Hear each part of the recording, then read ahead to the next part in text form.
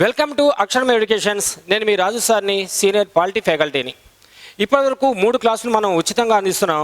అలానే పాలిటీకి సంబంధించినటువంటి ప్రతి ఒక్క అంశం కూడా, అది కూడా గ్రూప్ 1, గ్రూప్ 2 స్థాయిలో మాత్రమే ఈ ఆన్లైన్ క్లాసెస్ మీకు ఉచితంగా అందించడం జరుగుతుంది అక్షరం ఫౌండేషన్ ఆర్ అక్షరం ఎడ్యుకేషన్ సొసైటీ వాళ్ళు. అయితే ఈరోజు మనం చెప్పుకునేటటువంటి ప్రత్యేకమైనటువంటి టాపిక్ షెడ్యూల్స్. ఈరోజు మనం చెప్పుకునేటటువంటి ప్రత్యేకమైనటువంటి టాపిక్ షెడ్యూల్స్.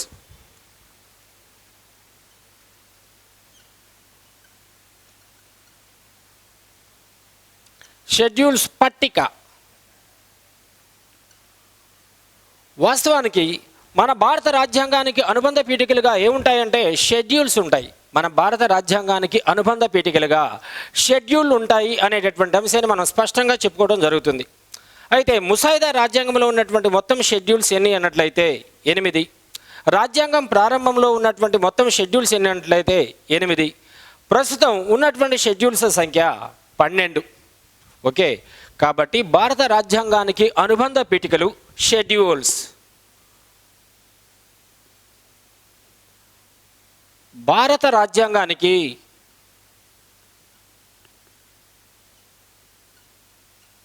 అనుబంధ పీఠికలు.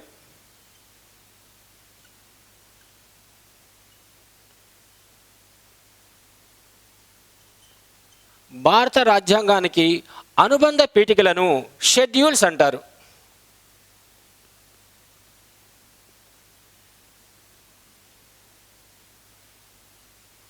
రైట్.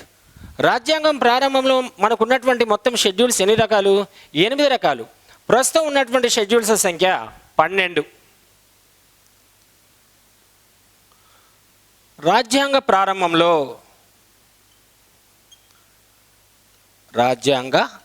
ప్రారంభంలో ఉన్నటువంటి మొత్తం షెడ్యూల్స్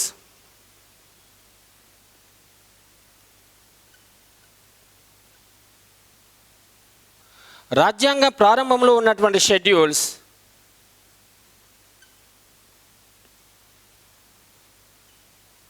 8. ప్రస్తుతం ఉన్నటువంటి షెడ్యూల్స్ 12.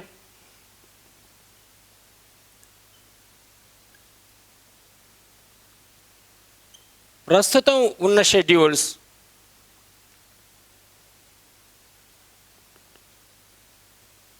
12. రైట్. కాబట్టి ఈ షెడ్యూల్స్ ఏ అంశాలను గురించి మనకు స్పష్టంగా వివరించడం జరుగుతుంది అనేటటువంటి అంశాన్ని మనం ఈ క్లాస్లో మనం పూర్తిగా చెప్పుకుందాం. ఫస్ట్ వన్,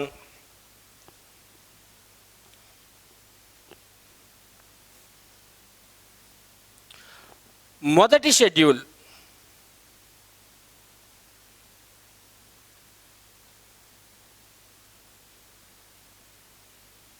దేని గురించి తెలియజేస్తుంది?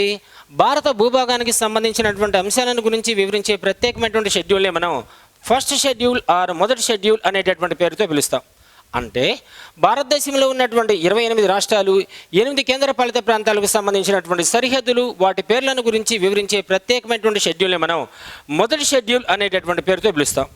ఇక్కడ అభ్యర్థులు గుర్తించవలసినటువంటి మరో ముఖ్యమైనటువంటి అంశం, మొదటి షెడ్యూల్ కానీ, మొదటి పార్ట్ కానీ, మొదటి ఆర్టికల్ కానీ భారత భూభాగానికి సంబంధించినటువంటి అంశాలను గురించి మాత్రమే మనకు స్పష్టంగా వివరించడం జరుగుతుంది. మరి మొదటి షెడ్యూల్లో ఏముంది? భారత భూభాగానికి సంబంధించినటువంటి అంశాలు అన్నాను. భారత భూభాగానికి సంబంధించినటువంటి అంశాలు అన్నట్లయితే భారతదేశ వ్యాప్తంగా ప్రస్తుతానికి ఈ రోజు వరకు ఉన్నటువంటి మొత్తం రాష్ట్రాలు ఎన్నమ్మా? 28 రాష్ట్రాలు. 28 రాష్ట్రాలు, 8 కేంద్రపాలిత ప్రాంతాలకు సంబంధించినటువంటి అంశాలను గురించి, వాటి సరిహద్దులను గురించి, వాటి పేర్లను గురించి వివరించే ప్రత్యేకమైనటువంటి షెడ్యూల్ని మనం మొదటి షెడ్యూల్ అనేటటువంటి పేరుతో పిలుస్తాం. భారత భూభాగానికి సంబంధించిన అంశాలు.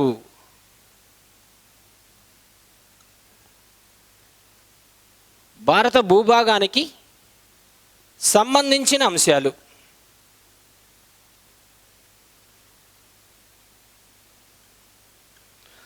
భారత భూభాగానికి సంబంధించిన అంశాలు అంటే 28 రాష్ట్రాలు, 8 కేంద్రపాలిత ప్రాంతాలకు సంబంధించినటువంటి సరిహద్దులు, వాటి పేర్లను గురించి వివరించే ప్రత్యేకమైనటువంటి షెడ్యూల్ని మనం మొదటి షెడ్యూల్ అనేటటువంటి పేరుతో పిలుస్తాం.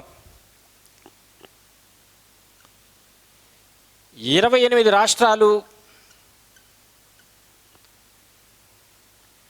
8 యూటీలు అంటే కేంద్ర పాలిత ప్రాంతాలకు సంబంధించిన యూటీలకు సంబంధించిన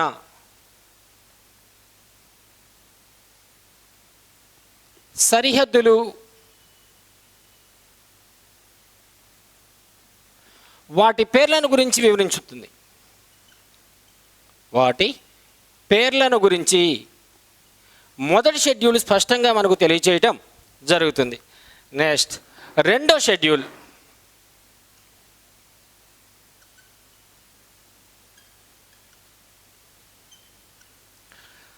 రాజ్యాంగబద్ధ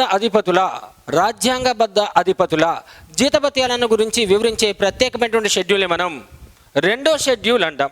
రాజ్యాంగబద్ధ అధిపతుల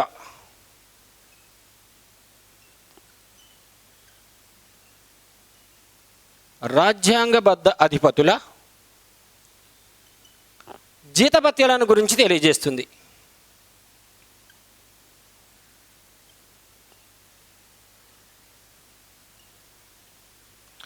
రాజ్యాంగబద్ధ అధిపతుల జీతభత్యాలను గురించి తెలియజేస్తుంది.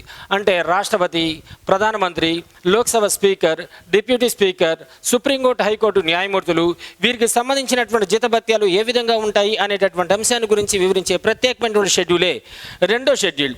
మరి ఈ రెండో షెడ్యూల్లో పేర్కొన్నటువంటి జీతభత్యాలను గురించి ఎవరు మాత్రమే చట్టాన్ని రూపొందించడానికి అవకాశం ఉంటుంది అంటే భారత పార్లమెంటు రూపొందించినటువంటి ఏదైనా ఒక ప్రత్యేకమైనటువంటి చట్టం ఆధారంగా రాజ్యాంగబద్ధ అధిపతుల జీతభత్యాలను నిర్ణయించడం జరుగుతుంది. ఈ నిర్ణయించబడినటువంటి జీతభత్యాలను ఎక్కడి నుండి చెల్లిస్తారు? కేంద్ర ప్రభుత్వ సంఘటిత నిధి నుండి మాత్రమే చెల్లిస్తారు. దీని గురించి రెండో షెడ్యూల్లో ప్రత్యేకంగా మనం పేర్కొనడం జరిగింది. రాజ్యాంగబద్ధ అధిపతుల జీతభత్యాలు అంటే రాష్ట్రపతి, ప్రధానమంత్రి, Lok Sabha speaker, deputy speaker, supreme court, high court న్యాయమూర్తులు వీరికి సంబంధించినటువంటి జీతభత్యాలను గురించి వివరించే ప్రత్యేకమైనటువంటి షెడ్యూల్ని మనం రెండో షెడ్యూల్ అంటాం. అయితే సుప్రీంకోర్టు రాష్ట్ర హైకోర్టు న్యాయమూర్తుల జీతభత్యాలను మాత్రం రాష్ట్ర ప్రభుత్వ సంఘటిత నిధులను మాత్రమే చెల్లిస్తారు. అయితే దీని గురించి కూడా మనం రెండో షెడ్యూల్లో ప్రత్యేకంగా పేర్కొనబడటం జరిగింది. నెక్స్ట్ వన్ మూడో షెడ్యూల్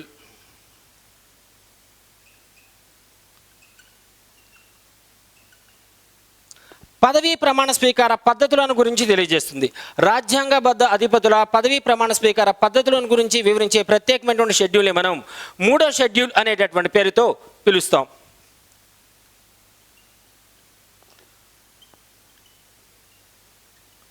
రాజ్యాంగబద్ధ అధిపతుల పదవీ ప్రమాణ స్వీకారాన్ని గురించి తెలియజేస్తుంది.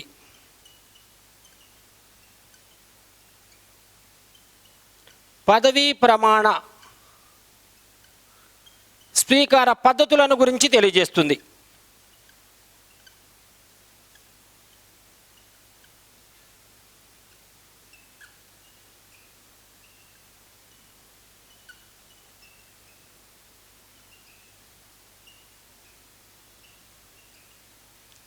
అంటే కేంద్ర శాసనసభ సభ్యులు అంటే పార్లమెంటు సభ్యులు, కేంద్ర మంత్రులు, రాష్ట్ర శాసనసభ సభ్యులు, ఎమ్మెల్యేలు, ఓకేనా? అలానే సుప్రీంకోర్టు, హైకోర్టు న్యాయమూర్తులు, కంట్రోల్ అండ్ ఆడిటర్ జనరల్కు సంబంధించినటువంటి ముఖ్యమైనటువంటి అధిపతులు ఎవరి సమక్షంలో పదవీ ప్రమాణ స్వీకారాన్ని చేస్తారు అనేటటువంటి అంశాన్ని గురించి వివరించే ప్రత్యేకమైనటువంటి షెడ్యూలే మనం మూడో షెడ్యూల్ అంటాం. అయితే అభ్యర్థులు గుర్తించవలసినటువంటి చాలా ముఖ్యమైనటువంటి అంశం రాష్ట్రపతి పదవీ ప్రమాణ స్వీకారాన్ని గురించి, లోక్సభ స్పీకర్ పదవీ ప్రమాణ స్వీకారాన్ని గురించి మూడో షెడ్యూల్లో ఎక్కడా ప్రస్తావించలేదు. నోట్, స్టార్ సింబల్ వేస్తున్నాను, నోట్. రాష్ట్రపతి మరియు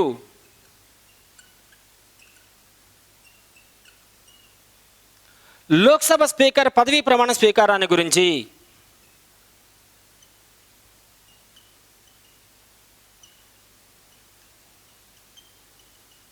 లోక్సభ స్పీకర్ పదవీ ప్రమాణ స్వీకారాన్ని గురించి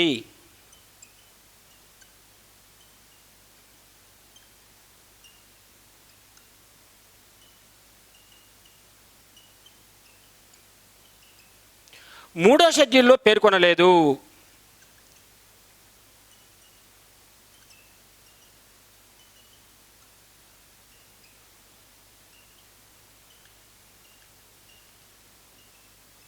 మూడో షెడ్యూల్లో పేర్కొనలేదు. మరి 4వ షెడ్యూల్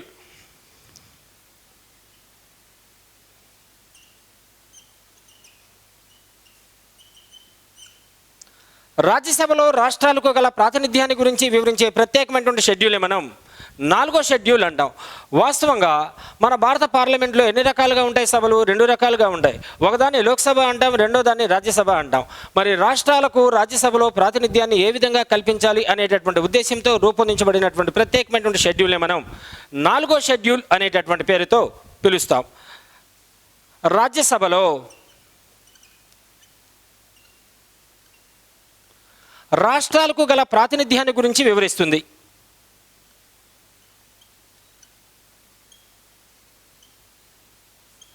రాష్ట్రాలకు గల ప్రాతినిధ్యాన్ని గురించి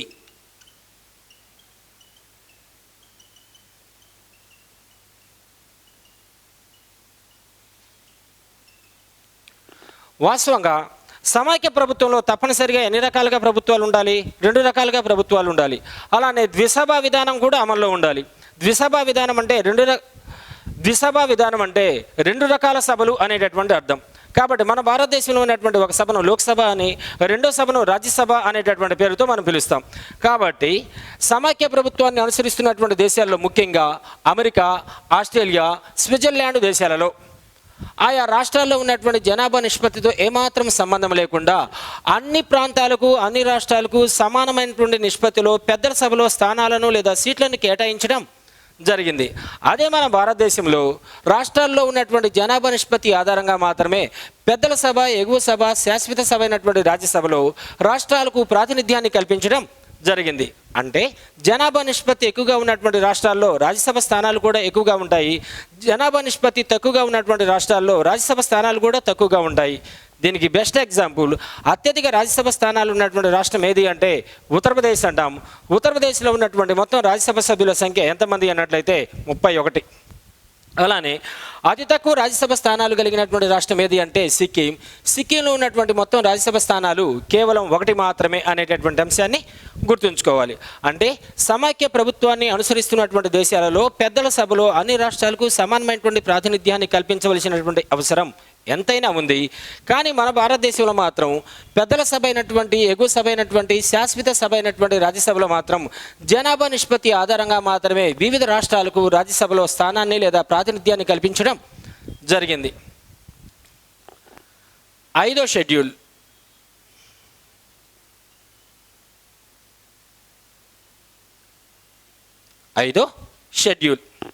షెడ్యూల్డ్ ప్రాంతాల పాలనా కార్యకలాపాలను గురించి వివరించే ప్రత్యేకమైనటువంటి షెడ్యూలే 5వ షెడ్యూల్. షెడ్యూల్డ్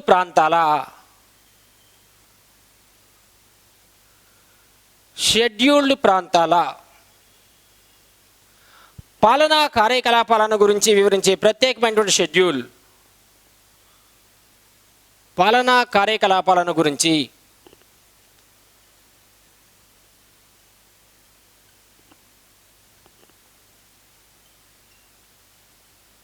వివరిస్తుంది.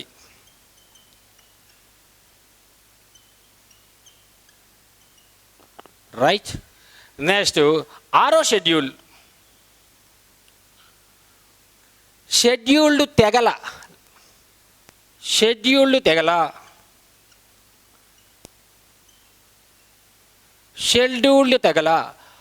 పాలనా కార్యకలాపాలను గురించి తెలియజేస్తుంది. షెడ్యూల్డ్ తెగల ప్రాంతాల పాలనా కార్యకలాపాలను గురించి తెలియజేస్తుంది.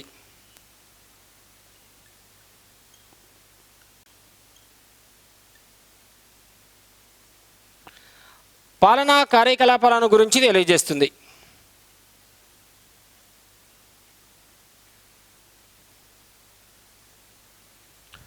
దీన్ని మనం ఆదివాసీ ప్రాంతాలు అనేటటువంటి పేరుతో కూడా పిలవచ్చును. వీటినే ఆదివాసీ ప్రాంతాలు.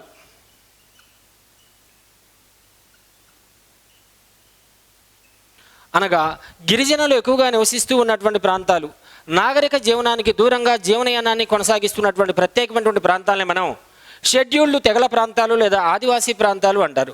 కాబట్టి ఈ ఆదివాసీ ప్రాంతాల పాలనా కార్యకలాపాలు ఏ విధంగా ఉండాలి అనేటటువంటి అంశాన్ని గురించి వివరించే ప్రత్యేకమైనటువంటి షెడ్యూలే మనం ఆరో షెడ్యూల్ అనేటటువంటి పేరుతో పిలుస్తాం. ఎగ్జాంపుల్, అస్సోం, మేఘాలయ, మిజోరాం,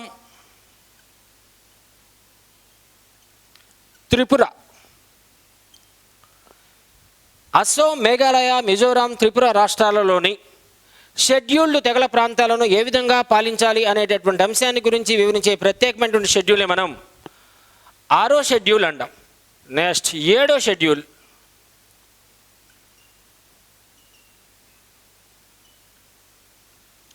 కేంద్ర రాష్ట్ర ప్రభుత్వాల మధ్య అధికారాల విభజన గురించి తెలియజేస్తుంది. కేంద్ర రాష్ట్ర ప్రభుత్వాల మధ్య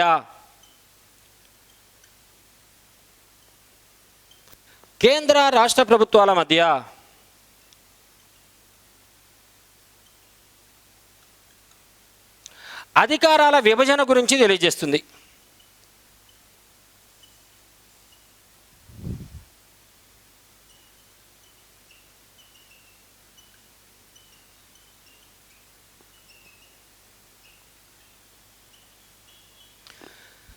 కేంద్ర రాష్ట్ర ప్రభుత్వాల మధ్య అధికారాలను ఎన్ని జాబితాల్లో వర్గీకరించడం జరిగింది అన్నట్లయితే 3 జాబితాల్లో వర్గీకరించడం జరిగింది. ఒకదాన్ని కేంద్ర జాబితా అంటాం, రెండో దాన్ని రాష్ట్ర జాబితా అంటాం, మూడో దాన్ని ఉమ్మడి జాబితా అంటాం. కాబట్టి కేంద్ర రాష్ట్ర ప్రభుత్వాల మధ్య అధికారాలను ఎన్ని జాబితాల్లో వర్గీకరించడం జరిగింది అన్నట్లయితే 3 జాబితాల్లో వర్గీకరించడం జరిగింది. ఒకదాన్ని కేంద్ర జాబితా, రెండో దాన్ని రాష్ట్ర జాబితా, మూడో దాన్ని ఉమ్మడి జాబితా. అధికారాలను 3 జాబితాల్లో వర్గీకరించడం జరిగింది.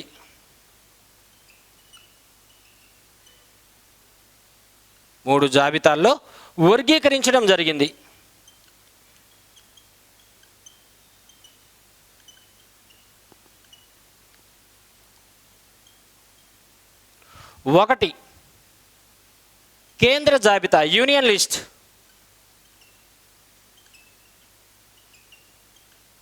2, రాష్ట్ర జాబితా స్టేట్ లిస్ట్. 3, ఉమ్మడి జాబితా కాంకరెంట్ లిస్ట్.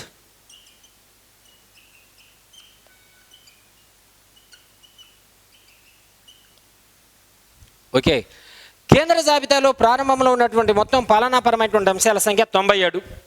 ఆ తర్వాత 3 ఎంట్రీలను చేర్చారు, 3 ఎంట్రీలను తొలగించారు. ప్రస్తుతం కేంద్ర జాబితాలో ఉన్నటువంటి మొత్తం పాలనాపరమైనటువంటి అంశాల సంఖ్య 98 అనేటటువంటి అంశాన్ని గుర్తించాలి. అది కూడా 101వ రాజ్యాంగ సవరణ చట్టం ద్వారా ఈ కేంద్ర జాబితా మరియు రాష్ట్ర జాబితా మరియు ఉమ్మడి జాబితాలో పేర్కొన్నటువంటి ఎంట్రీల సంఖ్యలో చిన్నిపాటి మార్పులు చేర్పులు చేయడం జరిగింది అనేటటువంటి అంశాన్ని అభ్యర్థులు స్పష్టంగా గుర్తించాలి. కేంద్ర జాబితాలో ప్రారంభంలో ఉన్నటువంటి మొత్తం పాలనాపరమైనటువంటి అంశాల సంఖ్య 97. ఆ తర్వాత 3 ఎంట్రీలను కొత్తగా చేర్చారు, 3 ఎంట్రీలను కొత్తగా తొలగించారు.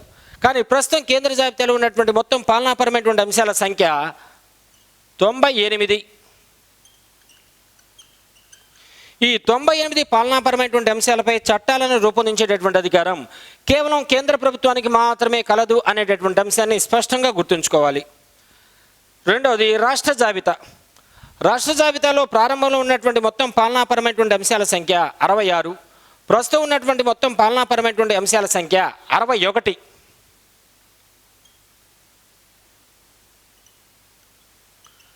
రాష్ట్ర జాబితాలో ప్రారంభంలో ఉన్నటువంటి మొత్తం పాలనాపరమైనటువంటి అంశాల సంఖ్య 66.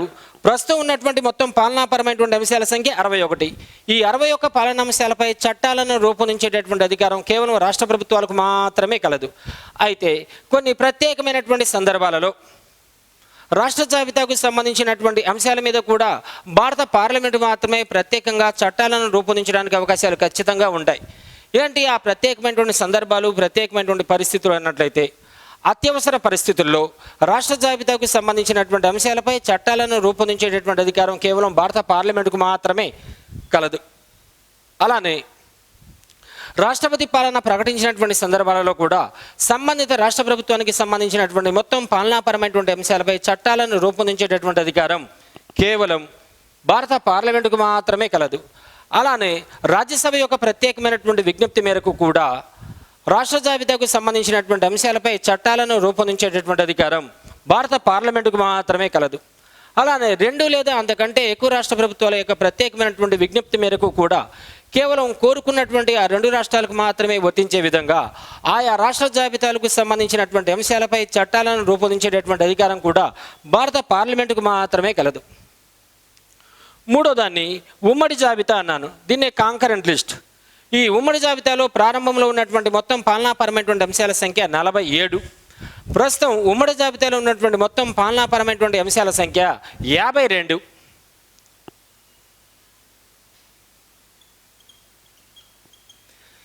ఈ 52 పాలనాంశాలపై చట్టాలను రూపొందించేటటువంటి అధికారం 2 రకాల ప్రభుత్వాలకు కలదు.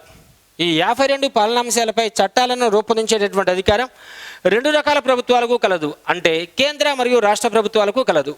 అయితే ఉన్నటువంటి ఒకే అంశంపై అంటే 52 అంశాల్లో ఏదైనా ఒకే అంశంపై 2 రకాల ప్రభుత్వాలు పోటీపడి అంటే కేంద్ర రాష్ట్ర ప్రభుత్వాలు పోటీపడి చట్టాన్ని రూపొందించినట్లయితే కేంద్ర ప్రభుత్వం రూపొందించినటువంటి చట్టం చెల్లుబాటు అవుతుంది, రాష్ట్ర ప్రభుత్వాలు రూపొందించినటువంటి చట్టాలు పూర్తిగా రద్దవుతాయి అనేటటువంటి అంశాన్ని స్పష్టంగా గమనించవలసినటువంటి అవసరం ఎంతైనా ఉంది. రైట్. తర్వాత 8వ షెడ్యూల్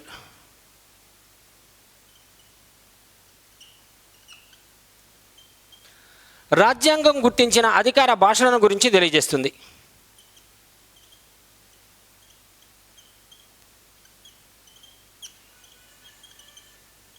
రాజ్యాంగం గుర్తించిన అధికార భాషలు.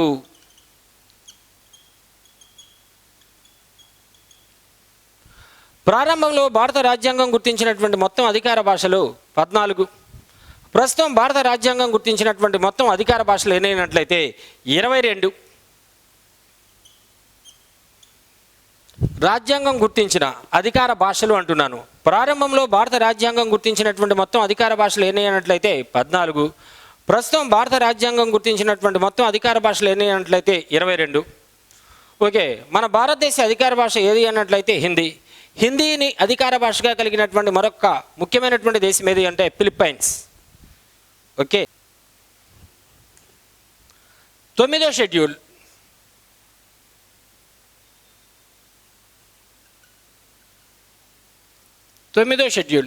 దేనికి సంబంధించినటువంటి అంశాల గురించి ప్రత్యేకంగా తెలియజేయడం జరుగుతుంది? భూ సంస్కరణలు, ల్యాండ్ రిఫార్మ్స్.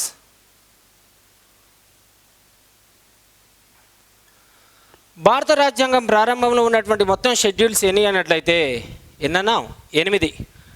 ప్రస్తుతం భారత రాజ్యాంగం ఉన్నటువంటి మొత్తం షెడ్యూల్స్ ఎన్ని అన్నట్లయితే 12. మరి 9వ షెడ్యూల్ దేనికి సంబంధించినటువంటి అంశాల గురించి ప్రత్యేకంగా మనకు తెలియజేయడం జరుగుతుంది అంటే భూ సంస్కరణలకు సంబంధించినటువంటి అంశాల గురించి వివరించే ప్రత్యేకమైనటువంటి షెడ్యూలే 9వ షెడ్యూల్. అంటే 1951వ సంవత్సరంలో చేసినటువంటి మొదటి రాజ్యాంగ సవరణ చట్టం ద్వారా 9వ షెడ్యూల్ను అదనంగా చేర్చడం జరిగింది మన భారత రాజ్యాంగానికి. ప్రారంభంలో ఈ 9వ షెడ్యూల్లో ఉన్నటువంటి మొత్తం అంశాల సంఖ్య 13. ప్రస్తుతం 9వ షెడ్యూల్లో ఉన్నటువంటి మొత్తం అంశాల సంఖ్య 282. నోట్.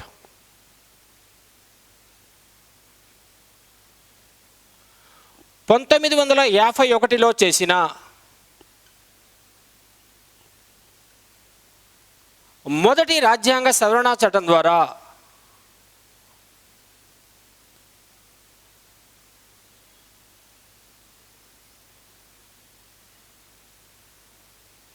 మొదటి రాజ్యాంగ సవరణ చట్టం ద్వారా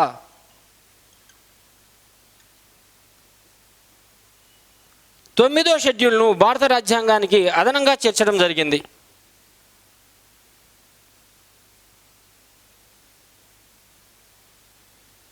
తొమ్మిదవ షెడ్యూల్ను చేర్చారు. ఓకే. 1951వ సంవత్సరంలో చేసిన మొదటి రాజ్యాంగ సవరణ చట్టం ద్వారా 9వ షెడ్యూల్ను అదనంగా భారత రాజ్యాంగానికి చేర్చడం జరిగింది అన్నాం. ప్రారంభంలో 9వ షెడ్యూల్లో ఉన్నటువంటి మొత్తం అంశాల సంఖ్య అంటే 51లో ప్రారంభంలో ఉన్నటువంటి మొత్తం అంశాల సంఖ్య అంటే మొదటి ప్రారంభంలో ఉన్నటువంటి మొత్తం అంశాలు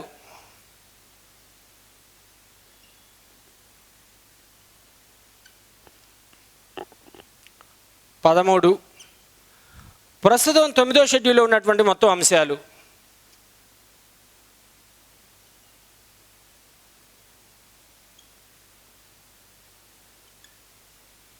ప్రస్తుతం ఉన్నటువంటి అంశాలు 282.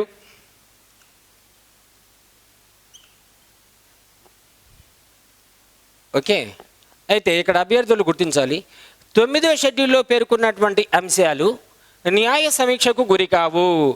9వ షెడ్యూల్లో ఏ అంశాలు అయితే పేర్కొనడం జరిగిందో అటువంటి అంశాలు కానీ అటువంటి చట్టాలు కానీ ఎలాంటి సందర్భాల్లో కూడా న్యాయ సమీక్షకు గురి కావు.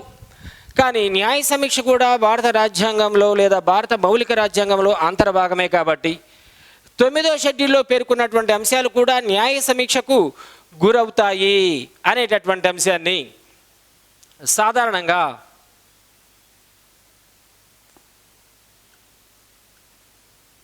సాధారణంగా 9వ షెడ్యూల్లో పేర్కొన్న అంశాలు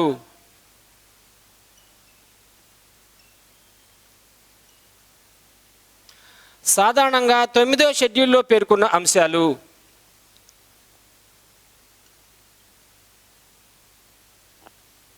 న్యాయ సమీక్షకు గురికావు.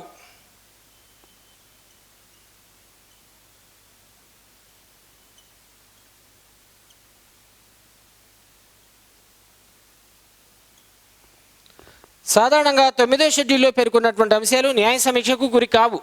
అయితే 2007 సంవత్సరంలో ఒక ప్రత్యేకమైనటువంటి వివాదం వచ్చింది. ఆ 2007 సంవత్సరంలో వచ్చినటువంటి వివాదం ఐఆర్ కోహెల్హో వర్సెస్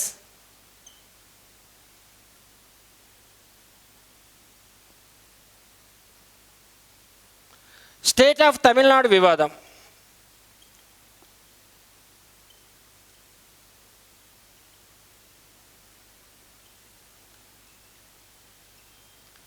ఈ వివాదంపై అత్యున్నత న్యాయస్థానమైనటువంటి సుప్రీంకోర్టు ఇచ్చినటువంటి ప్రత్యేకమైనటువంటి తీర్పు, న్యాయ సమీక్ష కూడా మౌలిక రాజ్యాంగంలో అంతర్భాగమే కాబట్టి 1973 ఏప్రిల్ 24 తర్వాత 9వ షెడ్యూల్లో పేర్కొన్నటువంటి అంశాలు కూడా తప్పనిసరిగా న్యాయ సమీక్షకు గురవుతాయి అనేటటువంటి అంశాన్ని స్పష్టంగా వివరించడం జరిగింది అత్యున్నత న్యాయస్థానమైనటువంటి సుప్రీంకోర్టు ఈ వివాదంలో.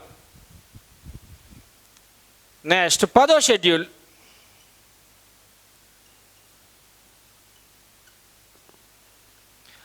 యాంటీ డెలిగేషన్ యాక్ట్ అంటే పార్టీ ఫిరాయింపుల చట్టం.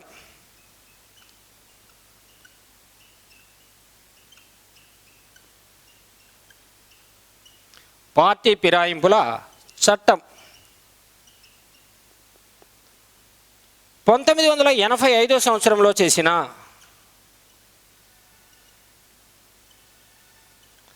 52వ రాజ్యాంగ సవరణ చట్టం ద్వారా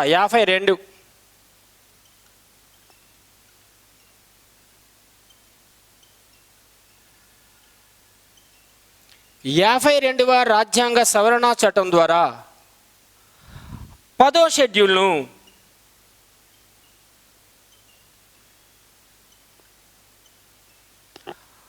భారత రాజ్యాంగానికి చేర్చడం జరిగింది.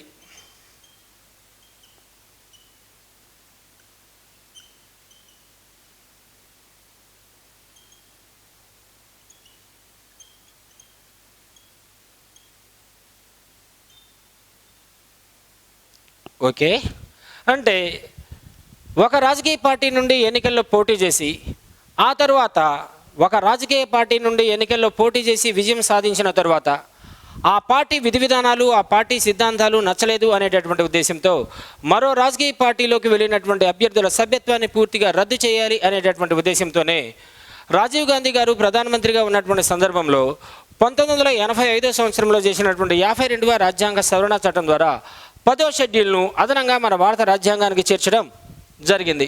వాస్తవంగా పార్టీ ఫిరాయింపుల చట్టంలో అనేక రకాల అంశాలు ఉన్నాయి. వీటి గురించి ప్రత్యేకమైనటువంటి క్లాసులో ఇంకా లోతుగా నీట్గా చెప్పుకోవాల్సినటువంటి అవసరం ఎంతైనా ఉంది.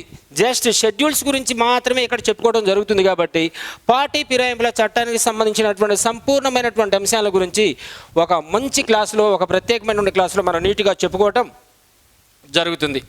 ఓకేనా? కాబట్టి 1985 సంవత్సరంలో చేసిన 52వ రాజ్యాంగ సవరణ చట్టం ద్వారా 10వ షెడ్యూల్ను అదనంగా భారత రాజ్యాంగానికి చేర్చడం జరిగింది అన్నాం.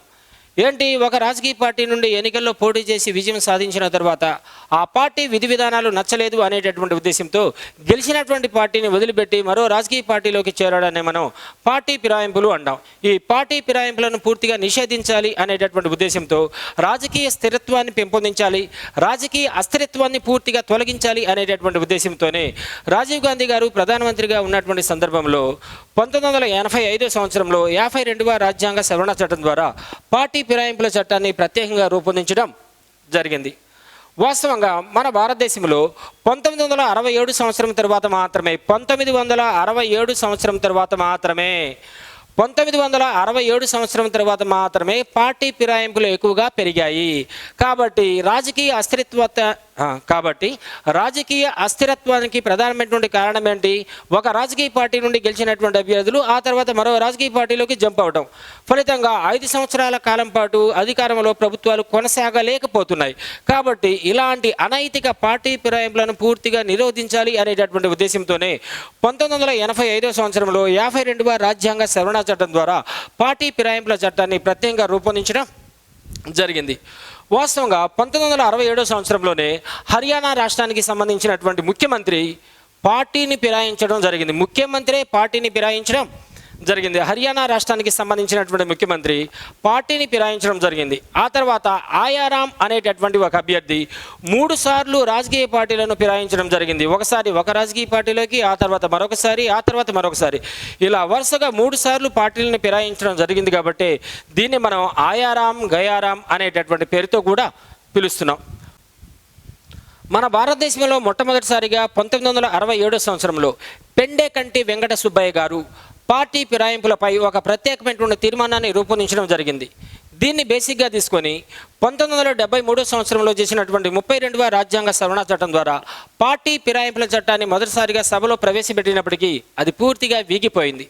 ఆ తర్వాత 1978 సంవత్సరంలో 48వ రాజ్యాంగ సవరణ చట్టం ద్వారా కూడా పార్టీ ఫిరాయింపుల చట్టాన్ని మరొకసారి సభలో ప్రవేశపెట్టడం జరిగింది. అప్పుడు కూడా వీగిపోవడం జరిగింది. ఎప్పుడైతే రాజీవ్ గాంధీ గారు 1985 సంవత్సరంలో ప్రధానమంత్రిగా ఉండడం జరిగిందో అప్పుడు మాత్రమే 52వ రాజ్యాంగ సవరణ చట్టాన్ని భారత పార్లమెంటు రూపొందించింది. కాబట్టి 10వ షెడ్యూల్ను అదనంగా భారత రాజ్యాంగానికి చేర్చడం జరిగింది. ఓకేనా.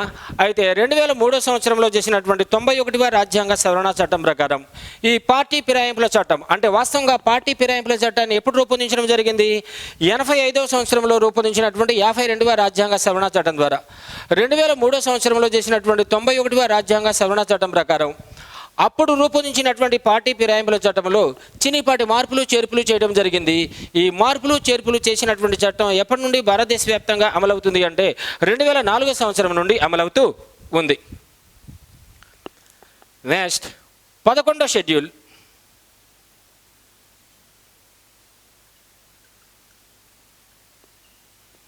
గ్రామీణ స్థానిక ప్రభుత్వాలను గురించి తెలియజేస్తుంది.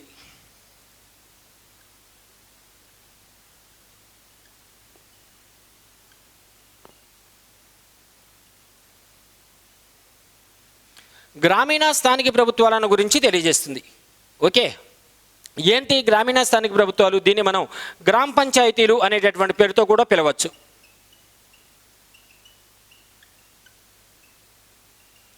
దీనిని 1992 73వ రాజ్యాంగ సవరణ చట్టం ద్వారా 1992 73వ రాజ్యాంగ సవరణ చట్టం ద్వారా 11వ షెడ్యూల్ను అదనంగా భారత రాజ్యాంగానికి చేర్చడం జరిగింది. 1992లో చేసిన 73వ రాజ్యాంగ సవరణ చట్టం ద్వారా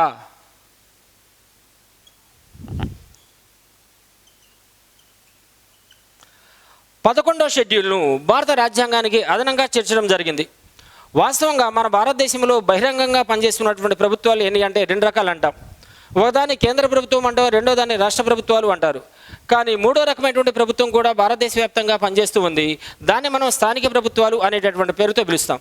ఎందుకు స్థానిక ప్రభుత్వాలను ప్రత్యేకంగా ఏర్పాటు చేయవలసినటువంటి అవసరం వచ్చింది అంటే కేంద్ర రాష్ట్ర ప్రభుత్వాల పనిభారాన్ని సాధ్యమైనంత వరకు తగ్గించాలి. స్థానికంగా ఉన్నటువంటి సమస్యలకు అక్కడ నివసిస్తున్నటువంటి స్థానికుల ద్వారానే శాశ్వత పరిష్కార మార్గాలను కనుగొనాలి. స్థానిక ప్రజలను కూడా ప్రత్యక్ష రాజకీయాల్లోనికి భాగస్వాములను చేయాలి అనేటటువంటి ఉద్దేశంతోనే స్థానిక ప్రభుత్వాలకు రాజ్యాంగ భద్రత కల్పించడం జరిగింది 73వ రాజ్యాంగ సవరణ చట్టం ద్వారా గ్రామీణ స్థానిక ప్రభుత్వాలకు. కాబట్టి మన భారతదేశంలో ఉన్నటువంటి స్థానిక ప్రభుత్వాలను ఎన్ని రకాలుగా వర్గీకరించుకోవచ్చు? రెండు. ఒకదాన్ని గ్రామీణ స్థానిక ప్రభుత్వాలు అంటారు, రెండో దాన్ని పట్టణ స్థానిక ప్రభుత్వాలు అనేటటువంటి పేరుతో పిలుస్తారు. అయితే భారతదేశ వ్యాప్తంగా ఒకే రకమైనటువంటి స్థానిక సంస్థల నిర్మాణం కానీ స్థానిక సంస్థల ఏర్పాటు కానీ లేదు. ఎందుకు? స్థానిక ప్రభుత్వాలు అనేటటువంటి అంశం రాష్ట్ర జాబితాకు సంబంధించినటువంటి అంశం. మరి రాష్ట్ర జాబితాకు సంబంధించినటువంటి అంశంపై చట్టాన్ని రూపొందించేటటువంటి అధికారం కేవలం రాష్ట్ర ప్రభుత్వాలకు మాత్రమే కలదు. కాబట్టి ఒక్కో రాష్ట్ర ప్రభుత్వం తనకు అనుకూలంగా తనకు అనుగుణంగా ప్రత్యేకమైనటువంటి స్థానిక ప్రభుత్వ చట్టాలను రూపొందించడం జరిగింది. కాబట్టి భారతదేశ వ్యాప్తంగా ఒకే రకమైనటువంటి స్థానిక సంస్థల ఏర్పాటు లేదు అని చెప్పుకోవడం జరుగుతుంది. దీనికి బెస్ట్ ఎగ్జాంపుల్ జమ్మూ అండ్ కాశ్మీర్లో ఏకాంచె పంచాయతీరాజ్ విధానం అమల్లో ఉంది. ఓకే, అలానే తమిళనాడులో రెండంచెల పంచాయతీరాజ్ విధానం అమల్లో ఉంది. అలానే ఆంధ్రప్రదేశ్ మరియు రాజస్థాన్ రాష్ట్రాల్లో 3 అంచెల పంచాయతీరాజ్ విధానం అమల్లో ఉంది. పశ్చిమ బెంగాల్లో 4 అంచెల పంచాయతీరాజ్ విధానం అమల్లో ఉంది. కాబట్టి భారతదేశ వ్యాప్తంగా ఒకే రకమైనటువంటి స్థానిక ప్రభుత్వాల నిర్మాణం ఉండాలి అనేటటువంటి ఉద్దేశంతో 1991 సంవత్సరంలో భారతదేశానికి ప్రధానమంత్రిగా పనిచేసినటువంటి పివి నరసింహారావు గారు 1992 సంవత్సరంలో 73 మరియు 74 రాజ్యాంగ సవరణ చట్టాలను భారత పార్లమెంట్లో ప్రవేశపెట్టడం జరిగింది. ఈ 73వ రాజ్యాంగ సవరణ చట్టమే గ్రామీణ స్థానిక ప్రభుత్వాలకు సంబంధించినటువంటి అంశాల గురించి మనకు స్పష్టంగా వివరించడం జరుగుతుంది. ఓకేనా? ఈ 73వ రాజ్యాంగ సవరణ చట్టం 243, 243A నుంచి 243O వరకు ఉన్నటువంటి అధికరణలు గ్రామీణ స్థానిక ప్రభుత్వాలకు సంబంధించిన అన్ని అంశాలను గురించి మనకు స్పష్టంగా వివరించడం జరుగుతుంది. కాబట్టి ప్రస్తుతానికి భారతదేశ వ్యాప్తంగా ఎన్నంచెల పంచాయతీరాజ్ విధానం అమలవుతుంది అంటే 3 అంచెల పంచాయతీరాజ్ విధానం అమలవుతుంది. ఓకేనా? మొదటి అంచెను గ్రామ పంచాయతీ అంటాం, రెండో అంచెను మండల పరిషత్ అంటాం, మూడో అంచెను మనం జిల్లా పరిషత్ అనేటటువంటి పేరుతో పిలుస్తాం. దీనికి సంబంధించినటువంటి అంశాల గురించి వివరించే ప్రత్యేకమైనటువంటి షెడ్యూల్ని మనం 11వ షెడ్యూల్ అంటాం. తర్వాత 12వ షెడ్యూల్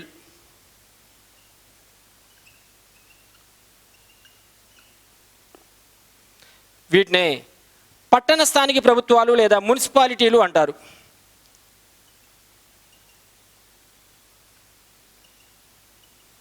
పట్టణ స్థానిక ప్రభుత్వాలు లేదా మున్సిపాలిటీలు అంటారు.